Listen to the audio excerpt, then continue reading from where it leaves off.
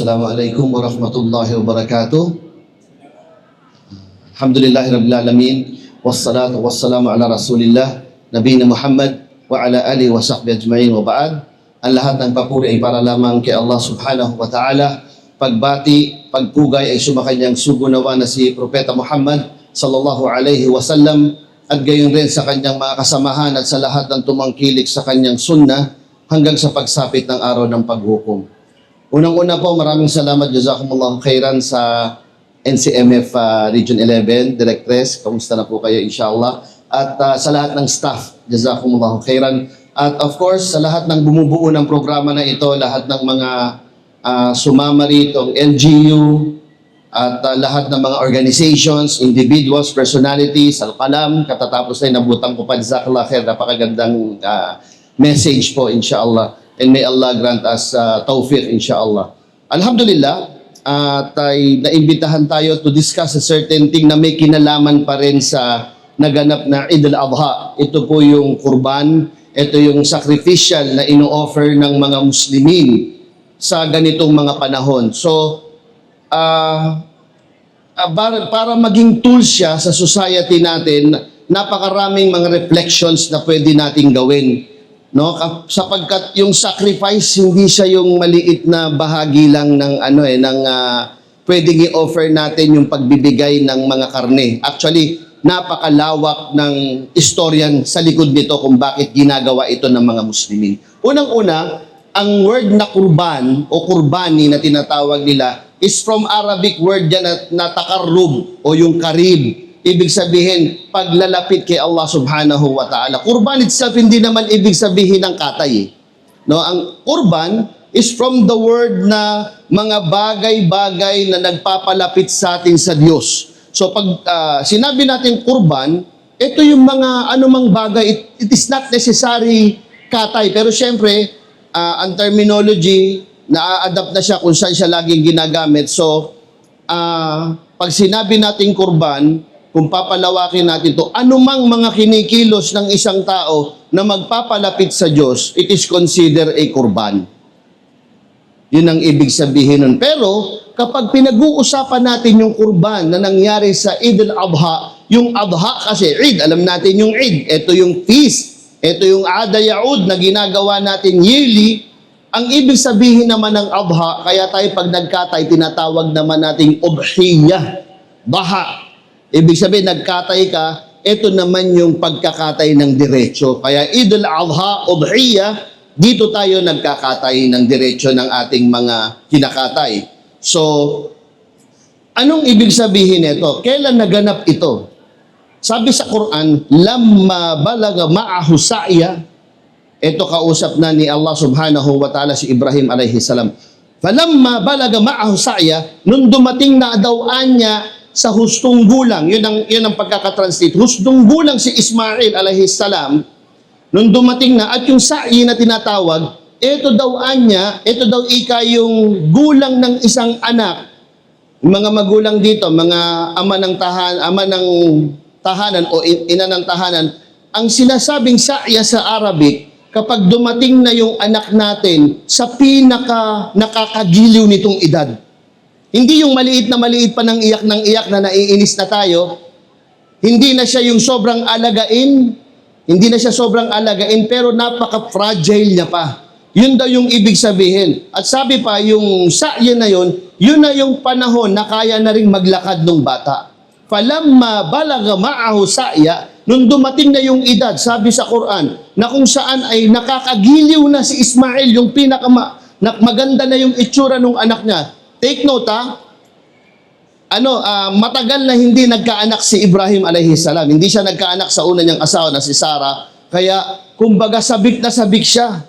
Sabik na sabik siya magkaroon ng anak. At nung nagkaanak siya, pinangako sa kanya ni Allah, falamma balaga ma'ahu sa'ya, nang dumating na sa tamang edad, yung pinaka-edad na nakakagiliw siya, yung giliw na giliw ka sa anak mo. Gustong-gusto mo siyang tignan, ipasyal, laruin, dumating yung utos ni Allah. Qala ya bunay, inni ara fil manam anni adbahuka fandur madha tara. Sinabi niya na ngayon sa kanyang kasama, Ya bunay, anak, sabi niya, nakita ko sa panaginip ko na aking kitang kinakatay. Fandur mada tara. Ano sa tingin mo? Ito na yung relationship ng father and son.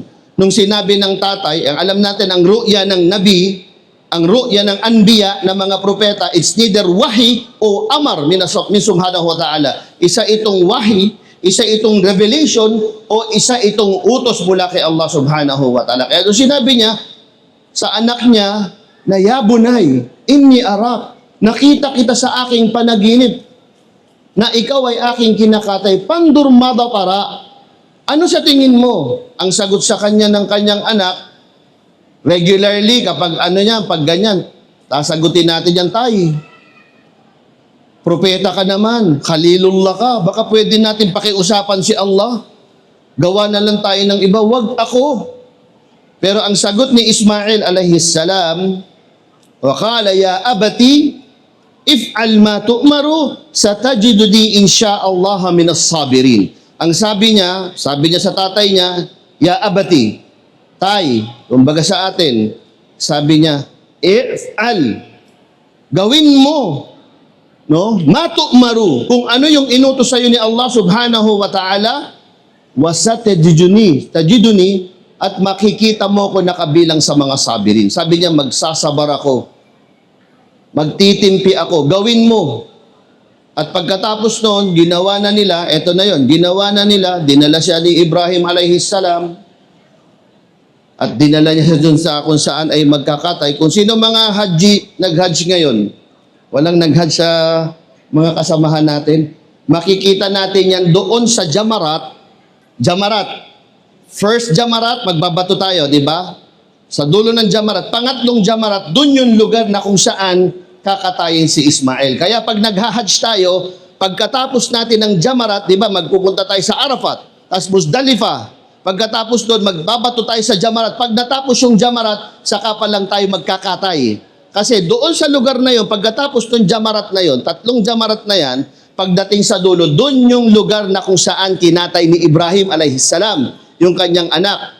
No, kinatay pero hindi natuloy yun. Tutuloy natin mamaya. At sa bawat yugto na yon, dumarating si Shaitan sa iba't ibang anyo. Sabi sa mga riwayat, merong anyong matanda, may anyong bata, na kinukonsensya si Ibrahim alayhis salam. No, which is katanggap-tanggap. Halimbawa, naglalakad kami, nakasalubong kang matanda. Sinabi, saan mo dadalhin yung anak mo? Kakatayin mo? Kausapin mo na lang si Allah, pakikinggan ka nun. Anong ginawa ni Ibrahim alayhis salam? Kumuha siya ng 7 bato at binugaw niya. Allahu Akbar, Allahu Akbar, Allahu Akbar. Binato niya. Kaya yun din ang symbol bakit sa Hajj ay nagbabato tayo sa Jamarat ng 7 beses. Diba? Pero hindi yung pader na yun ang lugar ni Shaitan, na galit tayo na binabato natin. It's just a symbolic. Even in the time of Ibrahim alayhis salam, nung binabato niya si Shaitan doon, hindi siya kumuha ng malalaking bato na, pambugaw lang, symbolic lang, Allahu Akbar, Allahu Akbar, Allahu Akbar.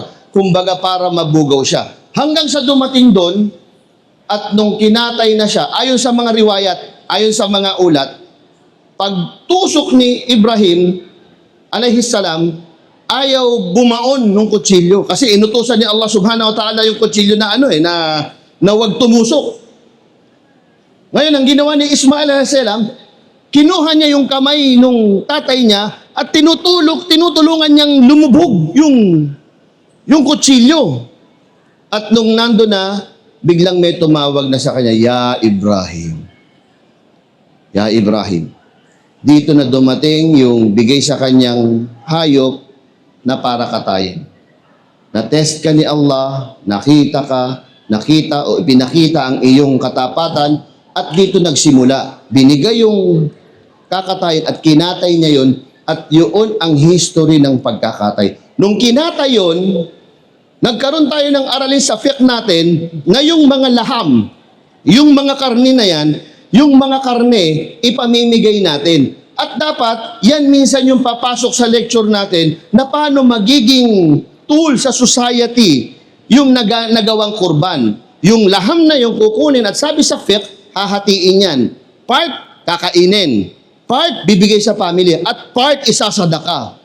Yun ang gagawin. Pero if we will reflect more, na hindi lang tayo papasok doon sa laham, hindi lang tayo papasok doon sa karne na ipamimigay, sapagkat sinabi ni Allah subhanahu wa ta'ala, lan yanalallaha luhumaha wala dimauha walakin yanaluhu taqwa minkum. Ang sabi ni Allah subhanahu wa ta'ala, lan yanal. Pag sinabi sa Arabic na lan, no, lam nun, ibig sabihin abadan, ibig sabihin never talaga, lan yanalallahu, hindi makakarating kay Allah subhanahu wa ta'ala ang luhum. Totoo nga naman, yung mga karne hindi naman kailangan ni Allah subhanahu wa ta'ala yan. Wa dimauha, at kahit yung mga dugo na mga sinaboy natin sa lupa, sacrificial in the worship of Allah subhanahu wa ta'ala, aslan, by origin, hindi kailangan ni Allah subhanahu wa ta'ala yung mga bagay na yan. Ano kailangan o ano ang mas mainam sa atin? Sabi, walakin yanaluhu, ang nakakarating kay Allah, ano? Walakin yanaluhu at taqwa minkum.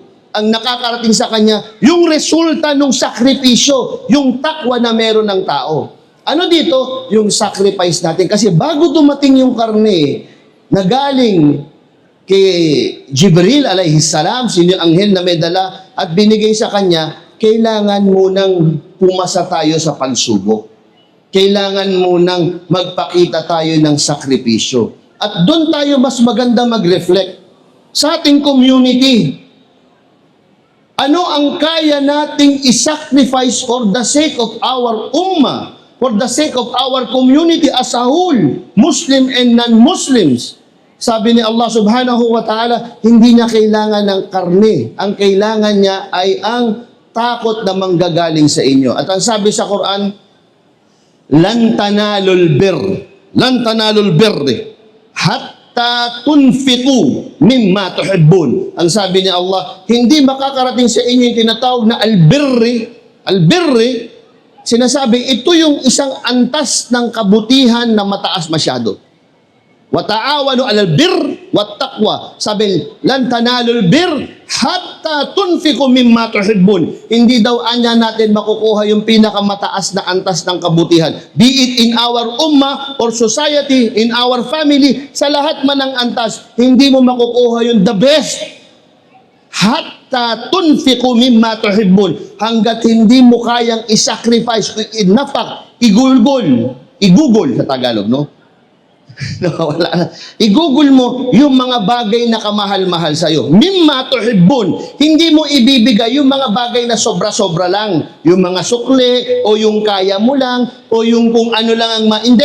Mimma tuhibbun. Hindi ka magbibigay maliban sa talagang galing talaga sa pinaghirapan mo. Sinacrifice mo mula sa mabuting bahagi mo, at yun ang kaya mong ibigay, yun ang sacrifice. Hindi pwede na ang ibibigay mo lang yung sobra-sobra lang sa'yo. When it comes to sadaqah, for example, sadaqah, ang sabi ni Allah, sabi ni Rasul sallallahu alaihi wasallam, sab'atun yudilluhumullahu ta'ala fi dhillihi yawma la dhilla illa dhilluhu yawmul qiyamah. Naalala ko kasi napakainit sa labas. Napakainit ngayon. At sabi ng Rasul sallallahu alaihi wasallam sa isang hadith, bababa ang araw. Yabrisus shams.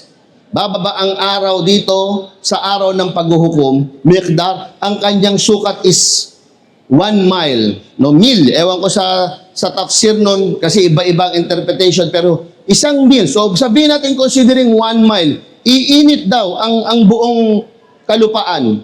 Sa Yawmul Qiyamah, although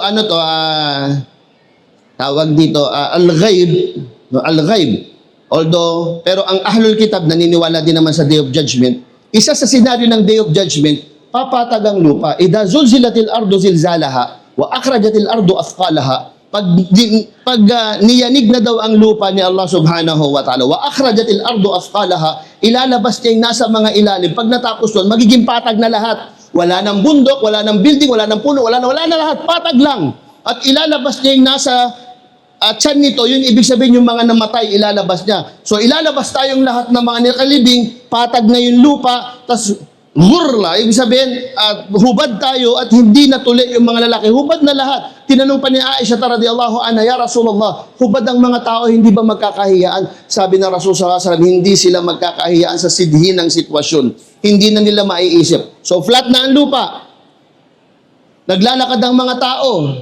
Naghihintay ng day of judgment. Bababa ngayon ang arsh ni Allah subhanahu wa ta'ala. Bababa ang arsh, ang trono ng Diyos. Yung arsh ni Allah, tignan nyo, yung arsh niya sa ilalim, meron siyang parang shade. Shade. Shade sa ilalim. May lilim. Ito yung arsh, ito yung trono. Pag bumaba siya, sobrang init. Pag bumaba, merong certain portion doon na merong lilim. At sabi, merong 7. Sab'atun yudilluhumullahu ta'ala fi dillihi yawma la dilla illa dilluhu. Meron siyang papapasukin doon sa shade na yun na 7 uri ng tao. At isa doon, ang nagtasaddak, ang nagbigay ng sadaka, no? Na binigay ng kanyang kanan na hindi nalaman ng kanyang kaliwang kamay. Isa doon sa papapasukin ni Allah subhanahu wa ta'ala. So, napakalaking bagay ng sadaka para to create a, tawag dito, a good relationship with our community. Kaya ang wisdom ng Idul Adha, magkakatay tayo ng marami. Napakaraming karne. At i-distribute ito, hindi para magmukhang gutom yung mga tao. Mali yung magdi-distribute tayo na yung dinidistribute mo. Para mong gutom para kang namimigay ng limos na gusto mo nakikita mo yung mga Muslim na para bang gutom na gutom. Hindi. Mali yung ganung pamamaraan. Ang wisdom ng Idul Adha, dapat maramdaman nila sa Idul Adha na magkakapantay tayo, mayaman man o hindi. Yun dapat ang wisdom. Hindi tayo magdi-distribute na para bang nakikita mo na nag-aagawan yung mga Muslimin para lang sa 1 kilo o 2. Hindi. Dapat maramdaman nila na may laham, may karne. Alhamdulillah, pag uwi ko, magluluto tayo ng masarap na hindi natin nagagawa. Ay, Idul Adha ngayon. Ganun dapat ang maramdam na Muslim. At yun ang maganda sa society. Sabi din ng Rasul sallallahu alaihi wasallam sa mga fiqh na may bahagi din na pangsadaka natin, ta'liful qulub, para magkaroon tayo ng magandang relationship with the non-Muslims. Pwede siyang ibigay sa mga Ghairul Muslimin. At ini-encourage natin yun. To create a good relationship with our brothers and sisters, at the same time, good relationship with non-Muslims. Kaya may mga karne nilalagay natin sa magandang lalagyan, tapos binibigay natin, kumakatok tayo sa kapitbahay natin, bibigyan non-Muslim. Bibigyan natin siya to create a good relationship. Pero as I've said, yung sadaka na yan, given na yan, nandyan yan. Nagbigay tayo, nagta'liful qulub, nagkaroon ng magandang relationship, pero at the end of the day, mas mag-reflect tayo sa kung ano ang kaya nating ibigay na sakripisyo. I-sacrifice natin for the sake of ummah at for the sake of our community as a whole. Anong kaya natin isakripisyo? Kaya ba natin isakripisyo ang ating mga kibir, ang ating mga pride, para lang sa unity ng mga Muslimin? I mean, worth. Pero marami hindi. Yoko. Muslim na, kapwa Muslim. And as a society, nakasama natin, especially in Davao City, as mentioned, yung peace dito, yung unity dito, yung discipline dito. Because of what? Bakit? Kasi nag-sacrifice ang mga tao. Hindi natin maa-achieve yung mga mabubuting meron tayo dito kung walang sakripisyo na naganap. Kung walang sakripisyo. And we must reflect ngayong Eid, ngayong pagtatapos ng Dhul Hijjah, papasok ang Muharram, inshallah may mga kabutihan na naman dyan. Itong Dhul Hijjah na to, dumaan sa atin ng Ramadan, dumaan sa atin ng Ashara Dhul Hijjah, dapat mag-reflect tayo kung ano ngayon ang maari kong isacrifice. Hindi lang sacrifice in the name or by the way of sadaqah, no, na nag-google ka, nagsadaka ka, pero isa-sacrifice mo yung mga way na ginagawa mo na alam mong nag-create ng disunity o nag-create ng problema in the society, no? Even do sa mga practicing Muslims and doon sa mga gustong maging practicing, kung gusto nating ma-achieve ang mataas na uri ng kabutihan, kailangan tayo mag-sacrifice. Diba? Lan tanalul bir Hindi natin maa-achieve ang great, no? Yung pinaka-greatest na uri ng kabutihan, lantanal. Sa Arabic, yung mga nag-aaral ng Arabic, pag sinabing merong iba't ibang uri ng pagsabi ng hindi, may la lang, hindi. Meron naman lam, pero pag sinabing lan tanalul bir, never, abadan, na makakarating sa inyo ang kabutihan, hatta tunfiku mimma tuhibbun, hanggat kaya nyong isakripisyo ang mga bagay na kamahal-mahal para sa inyo. Yung kamahal-mahal para sa inyo, lagi natin sinasabi, hindi yung mga tira-tira, hindi yung mga waste, yung mga bagay na mahahalaga sa inyo. So inshallah, nawa ay gabayan tayo ni Allah subhanahu wa ta'ala sa ating journey, inshallah, sa pagtatapos ng year na ito ng Dhul Hijjah, o tawag dito ng calendar ng Hijri, at inshallah ay lalo pang lumakas ang NCMF, inshallah, dahil napakaganda ng mga programa, no, itong mga nakaraan na panahon, alhamdulillah. And of course, Muslim as a whole sa Davao City, no, jazakumullahu khairan, sa mga kapatiran natin dito, of course, sa buong Pilipinas, and LGU, and yung mga kapulisan natin, and iba't ibang mga organization, maraming salamat sa inyo. Idua natin kay Allah subhanahu wa ta'ala na tanggapin niya ang ating mga sacrifice. Idua natin kay Allah subhanahu wa ta'ala na bigyan tayo ng success dito sa mundo at sa kabilang buhay. Allahumma inna da'unaka fastajib lana du'aana faghfir lana dhunubana wa israfana fi amrina. Allahumma ighfir lil mu'minina wal mu'minat al ahya'i minhum wal amwat bi rahmatika ya arhamar rahimin. Rabbana atina fid dunya hasanatan wa fil akhirati hasanatan wa qina adzaban nar wa qina adzaban nar wa qina adzaban nar wa akhiru da'wana alhamdulillahi rabbil alamin. Wassalamu alaikum warahmatullahi wabarakatuh.